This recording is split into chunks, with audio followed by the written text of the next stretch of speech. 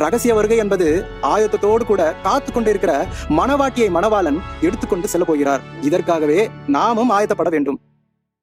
தனது மணவாட்டியான திருசபைக்காக மீண்டும் வரப்போகிறதை குறித்து கற்பிக்கவே 10 கன்னிகைகளின் ஓமையை குறித்து மத்தேயு 25ஆம் அதிகாரம் 1ஆம் வசனத்திலிருந்து 13ஆம் வசனம் வரை இயேசு கிறிஸ்து நமக்காக கற்றுக் கொடுக்கிறதை நாம் பார்க்கிறோம். ஆயத்தமாயிராத 5 கன்னிகைகள் மணவாளனால் கைவிடப்பட்டதை படிக்கும்போது மிகுந்த வருத்தம் அளிக்கிற ஒரு சம்பவம். 1 கொரிந்தியர் 15ஆம் அதிகாரம் 19ஆம் வசனத்தின்படி, இன்மைக்காக மாத்திரம் நாம் கிறிஸ்துவின் மேல் நம்பிக்கை உள்ளவர்களாய் இருந்தால் எல்லா மனுஷரை பார்க்கிலும் பரிதவிக்கப்படத்தக்கவர்களாய் இருப்போம். இந்த பூமியில் உள்ள மனுஷர்களை காட்டிலும் எடுத்துக்கொள்ளப்படுதலின் போது கைவிடப்பட்ட கிறிஸ்தவர்களுடைய நிலைமை மிகவும் பரிதவிக்கப்பட்ட ஒரு நிலைமையாக இருக்க போகிறது. இந்த ஊமையில் புத்தியில்லாத 5 கன்னிகைகள் பரிசுத்தமுள்ளவர்கள் தான், ஆனால் ஆயத்தம் என்று சொல்லப்படுகிற எண்ணெயை வைத்துக் கொள்ளாமல் இருந்தார்கள் என்று நாம் பார்க்கிறோம். இதிலிருந்து என்ன தெரிகிறது?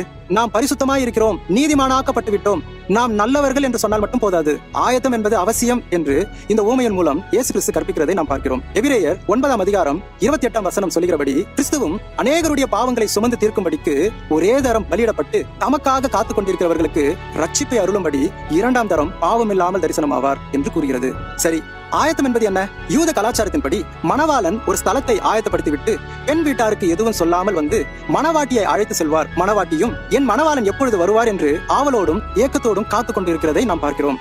அதுபோல மணவாளனாகிய இயேசு கிறிஸ்து நமக்காக ஒரு ஸ்தலத்தை ஏற்படுத்திவிட்டு எப்பொழுது மணவாளன் வருவார் என்று அறிவிக்காமல் அவர் வரப்போகிறார். மத்தேயு 24இல் கடைசி காலத்தில் இவைகள் எல்லாம் சம்பவிக்கும் என்று சொல்லியிருக்கிற நாட்களில் தான் இப்பொழுது நாம் வாழ்ந்து கொண்டிருக்கிறோம். இந்த நாட்களில் தான் இயேசு கிறிஸ்து வரப்போகிறார். அவர் வரும்பொழுது மணவாட்டியாகிய நாம் பிதாவினுடைய சித்தத்தை செய்து முடித்துவிட்டு ஆவலோடும் ஏக்கத்தோடும் காத்து கொண்டிருக்க வேண்டும். ஆனால் நம்முடைய இருதயம் இவ்வுலக ஆசைகளிலும் பணம், பேர், புகழ், அந்தஸ்து, ஆஸ்தி, எதிர்காலத்துக்காக சேர்த்து வைத்துக் கொண்டிருந்தால் அவருக்காக ஆவலோடு எதிர்பார்க்கிற ஒரு இருதயமும் இயக்கமும் அவர் மேல் வைக்க வேண்டிய விசுவாசமும் இருக்காது.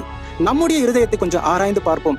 இதற்கு முன்பாக சொன்ன இந்த உலக காரியம் நம்ம ஈர்க்கிறதா? இல்ல எப்போது என் மணவாளன் வரப்போகிறார், நான் எப்போது அவரை சந்திப்பேன், அவரோடு கூட நித்தியமாய் எப்பொழுது வாழப்போகிறேன் என்று மணவாளனுக்காக இயங்குகிறதா? 1 கொரிந்தியர் 15ஆம் அதிகாரம் 51ஆம் வசனத்தில், இதோ ஒரு ரகசியத்தை உங்களுக்கு அறிவிக்கிறேன், நாம் எல்லாரும் நித்திரை அடைவதில்லை, ஆகிலும் கடைசி எக்காலம் தொனிக்கும் போது ஒரு நிமிஷத்திலே ஒரு இமை பொழுதிலே நாம் எல்லாரும் மறுரூபமாக்கப்படுவோம் என்று பவுல் சொல்லுகிறபடி இந்த உலகத்தின் ஆசைகளை வெறுத்து என் மணவாளனுக்காக ஏக்கத்தோடும் ஆவலோடும் காத்து கொண்டிருக்கிற மணவாட்டிக்கு தான் கடைசி எக்காலம் தொனிக்கிற சத்தம் கேட்கப்படும். கடைசி நாட்களில் வரப்போகும் உபத்திரவத்திலிருந்து காப்பாற்றும்படி அவர்களை கொண்டு போக இயேசு சீக்கிரம் வரப்போகிறார். ஆகவே இயேசு கிறிஸ்துவின் மேல் விசுவாசம் உள்ள ஒவ்வொருவரும் விழிப்புடனும் விடாமுயற்சியுடனும் முற்றிலும் ஆயத்தமாயிருப்பது அவசியமாயிருக்கிறது.